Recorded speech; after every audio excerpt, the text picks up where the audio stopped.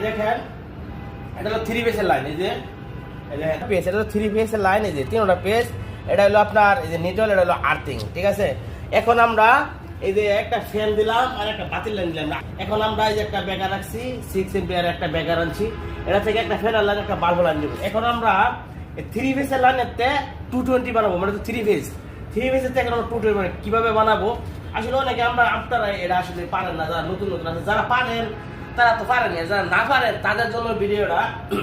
এই দেখেন একটা পেজ আছে, এই একটা পেজেতে আমি একটা তার বুড়ো আনা, ঠিক আছে। আর একটা নিটলটা আপনার যে আর্থিং নিটলটা ডাইরেক্ট লাগাই দিলে কি হলো, আপনার 220 লাইন হয়ে গেল।